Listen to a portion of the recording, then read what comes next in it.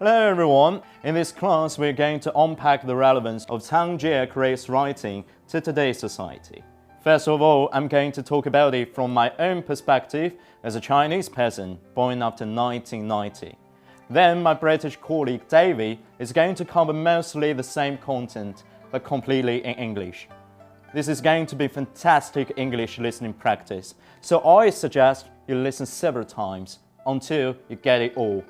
And now, without any further ado, let's begin the class. 众所周知，仓颉是一个神话人物，因为像书写这种复杂的系统是很难被一个人发明出来的。尽管在近现代有许多人确实曾经努力尝试过发明语言，其中最著名的就是波兰医生柴门霍夫发明的世界语。当时人们对于这门语言寄托了巨大希望。因为他们希望通过这门语言，让世界各地的人能够打破语言的障碍，顺畅的交流。在英文里面呢，世界语叫做 Esperanto。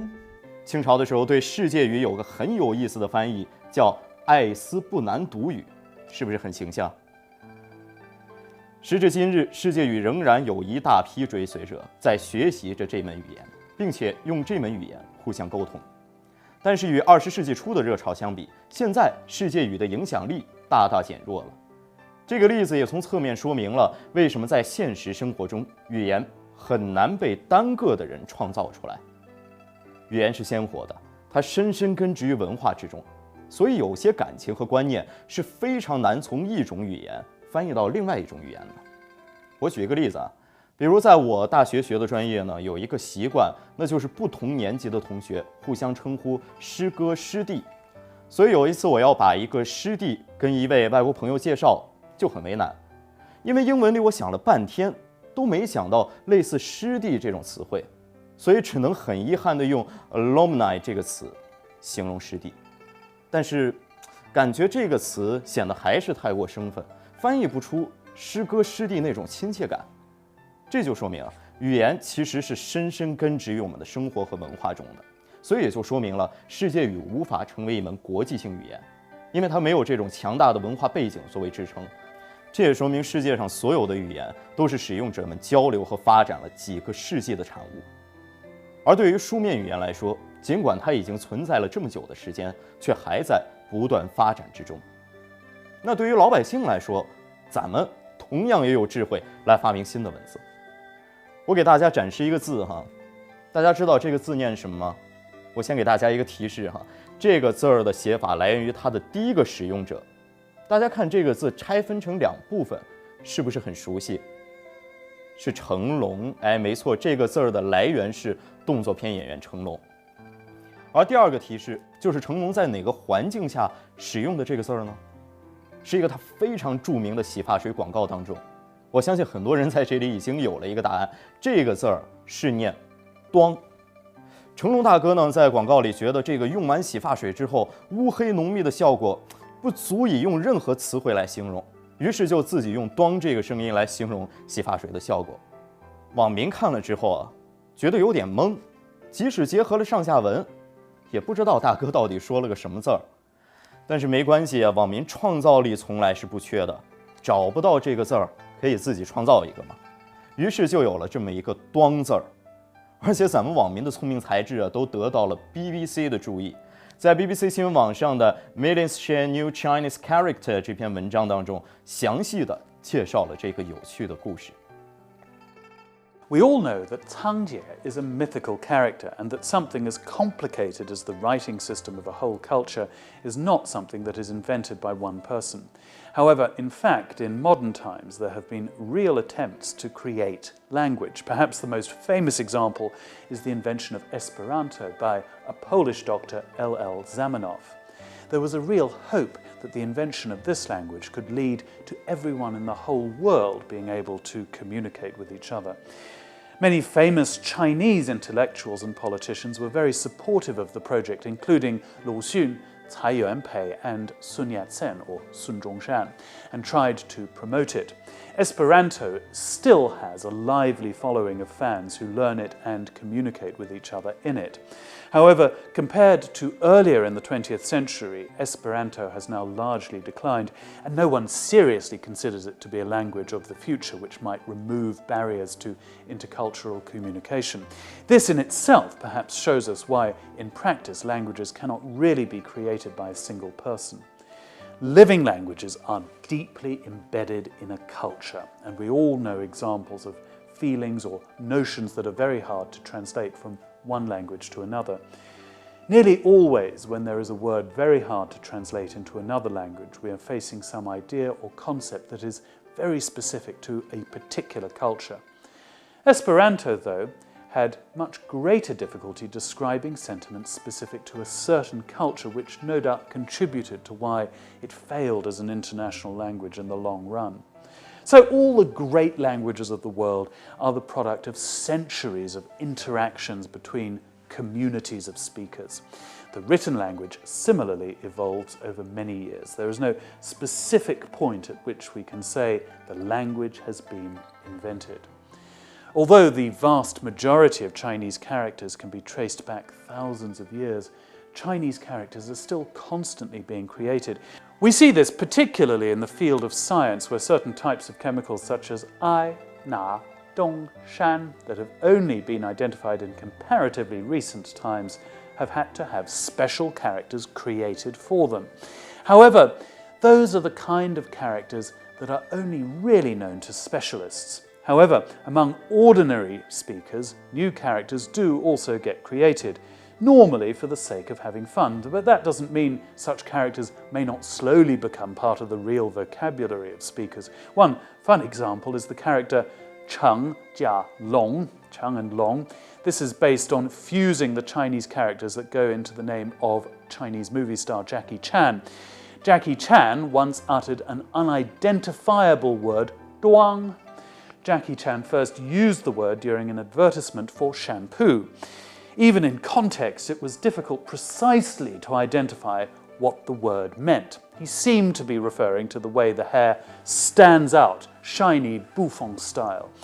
Perhaps one of the things that is so special about the Chinese writing system is the fact that it is one of the few surviving writing systems that is based on pictograms rather than phonetics.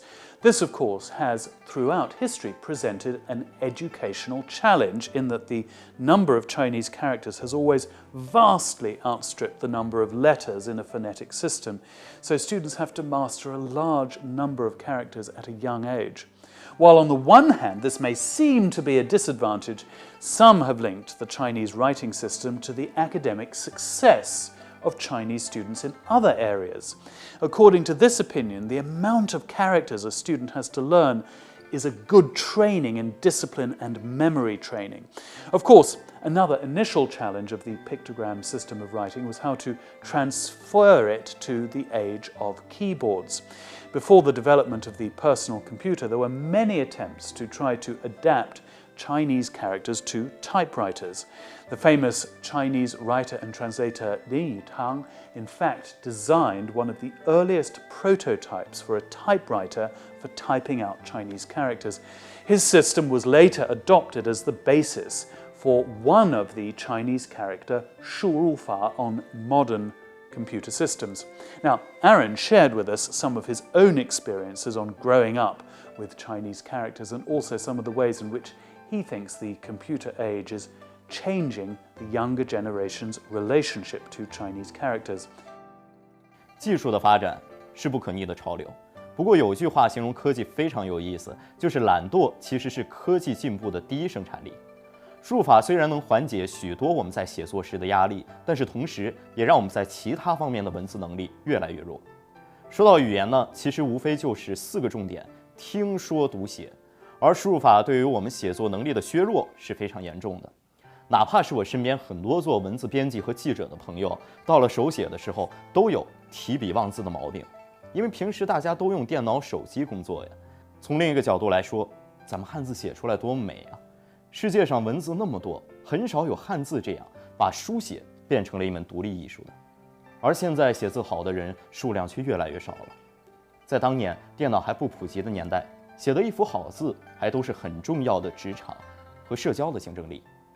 比如，如果你写字写得好的话，很多需要材料写作的工作就可以交给你。再比如，在恋爱中，颜值不怎么出众也没关系，如果能写出一封字迹优美的情书的话，同样有机会打动对方的芳心。而现在写字的技能则已经被机械的打字替代，咱们再次通过三言两语呢，也很难评判这种科技前进到底是好是坏。 Aaron talked about how ways of typing Chinese characters into computers is affecting young people's relationship to writing. He says that sometimes one of the side effects of technological innovations is laziness. While convenient ways of inputting characters into a computer which are based on pinyin may have brought people far greater convenience, it is also causing young people's ability to write Chinese characters to suffer considerably. Writing, Aaron remarks, is one of the core abilities associated with language, and technology is definitely affecting us in that regard. More and more people find themselves in the situation where they know the character they want and can more or less remember what it looks like, but are simply unable to remember the specific strokes of the character. Of course, there are methods of inputting Chinese characters which allow you to write the Chinese characters on the computer screen or mobile screen with the tip of your finger, but those methods are used less and less by the younger generation. They tend these days to use pinyin. Moreover, the methods of inputting Chinese characters are now so advanced that you often don't even need to put in the whole pinyin of a character. You can just input the first letters of each character of a Chinese phrase and the computer will know what it is that you wish to write. However, sometimes the computer gets one or more of the characters wrong. Some of the typical mistakes made by computers are now slowly becoming part of the new language of young people. These mistakes are becoming embedded in the way the younger generation think and are often not being recognized as real errors. Aaron recalls how in the past, how beautiful someone's handwriting was a mark of someone's ability, level of education, and status in society. Certain jobs would only be given to people who had beautiful handwriting. When a man wrote love letters to his fiancée, the quality of his handwriting was considered to be something that a girl would admire or take seriously.